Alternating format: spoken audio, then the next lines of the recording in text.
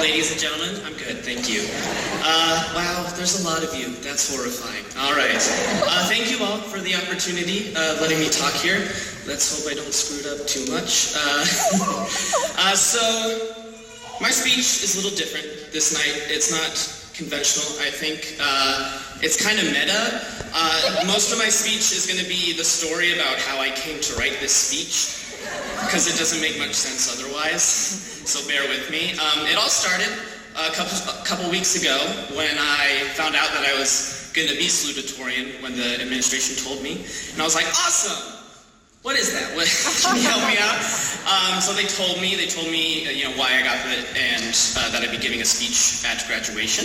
And I said, cool, and I walked away, and I didn't ask any more questions, but I should have, because I didn't know what I was supposed to write a speech about.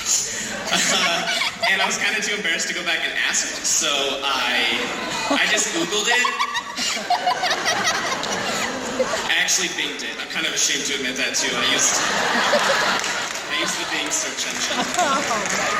It's just so much better, guys. I don't know why you're still using Google. Alright, so I Binged it, and I got a couple results. One told me to use this as an opportunity to tell everybody that I hate them. So here we go, guys. No, I don't feel that way. I don't hate any of you. Another one told me to reflect on my time in high school and pass on some knowledge that I gained in my time here. So reflect I did.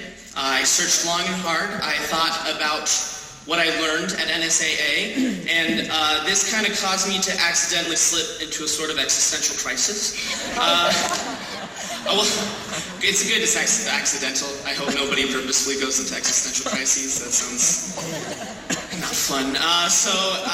What happened basically is when I was thinking about everything I learned here, I realized that none of it makes any sense to me at all. I can't make heads or tails of any of it. Not to say I didn't learn anything, but just with the knowledge I know now, everything makes less sense than it did before. I thought going in as a freshman, I was going to learn so much, I was going to be enlightened, I was going to figure out what semicolons are, but here I am on the other side, and I'm still really confused about a lot of things. So for example, I've been studying French for 3 years now, and after those 3 years of study, French is really confusing. Not to say I didn't learn anything, Miss Adams, you did a wonderful job teaching me the mechanics of French. But over my years of study, I assumed that French would have evolved to become a very precise and eloquent language. No, où est la bibliothèque? But French over the years has evolved to be very archaic and kind of inefficient, through no fault of anybody's own. That's just how languages evolve. But I don't know, I expected something more from it.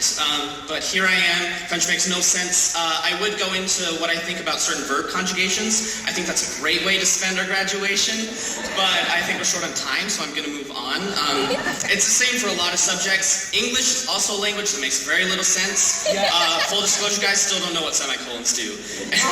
That's no fault of the faculty. I have asked them, they have explained it to me, I have Googled it, I have Binged it, I even asked Jeeves, and I just can't make heads or tails of it. And it's not like I don't use semicolons either. I use them all the time in writing. I'm just like 75% sure that I'm using them correctly each time. And I'm sure there's a lot of people in the audience who have a very good comprehension of what semicolons do, and I could be coming up with some very better examples as why English is an inefficient language, but I have the microphone, so I'm going to keep talking about them. Math and science aren't exempt either. You're always like, oh, we use peer review, so we're flawless. But you may allegedly use peer review. I'd like to see some evidence, first of all. But I don't know. Math and science is just made up. We made that stuff up. And think about it. Some guy was just like, or lady, I don't remember who exactly, but he just assigned these random symbols to things and explained how the universe worked. And that's awesome, but sometimes I wonder if aliens were to observe the human species, they might get things wrong and they think math and science is like a cult or something. They just have all these weird symbols and terms like photons and derivatives. I don't know, they might mess things up. So I thought about these things, I got really confused, And I sort of got discouraged from writing the speech for a bit. I took a step back, took some time off from it. But then the other day, in my humanities class, we took the benchmark exam, and what we had to do was write this essay based off of certain documents. The essay was all based off of the scientific revolution.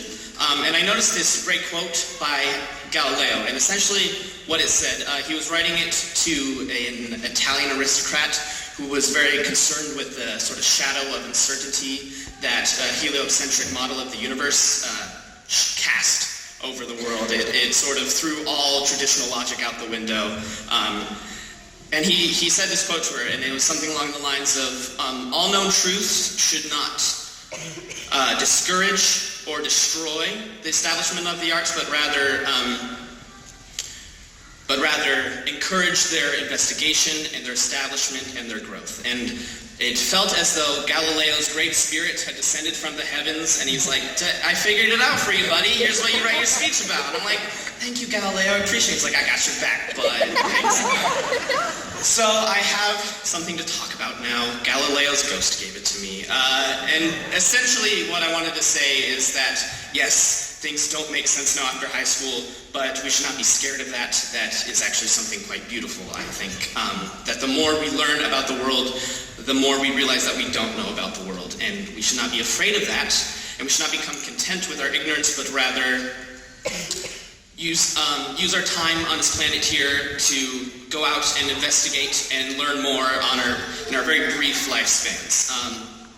So that's basically what I wanted to say. One last thing, kind of a tidbit, unrelated, but when I was on Bing, I noticed this other Wikipedia article, and I thought it was very interesting. It was about this theory in psychology. It's called attachment theory. And essentially what that theory argues is that it is in the benefit for the human species that individuals love each other and those within their community. So for an example, to sort of explain it a bit further, let's say we all live in prehistoric times and we're in a camp, a very large camp.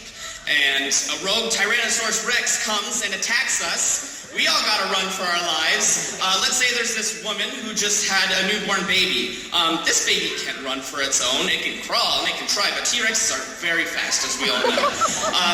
But if she's gonna pick this baby up, it's going to weigh her down, it's going to be crying, which we all know is a problem because T-Rexes were notoriously blind and used echolocation to hunt their prey. But she doesn't think 1 second about picking up this baby. It's not like she has some sort of thought process where it's like, oh, well, it's actually for the benefit for my species if I protect my child, because then you can carry on my gene. No, she just loves her kid, and she has to save her kid's life. Actions like these have transgressed throughout all of human history, where people do things that don't make much sense to protect their friends and loved ones. A wounded soldier helps their friend under enemy fire. A lover donates their bone marrow to their sick significant other. And in the grand scheme of the human experience, these actions seem sort of minuscule and they don't mean anything, but I think actually you could argue that they are the reason we are still surviving today. And granted, the state of humanity is a bit of a mess currently. We are very quickly killing our planet, but I think that one thing we can do to get out of this is love each other. Yeah.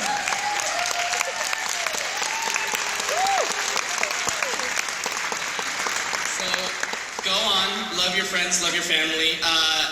That's basically what I'm trying to say, essentially today, is don't be stupid and love each other. Thank you all for letting me speak. I appreciate it. I especially want to thank my mentors and peers here at NSAA.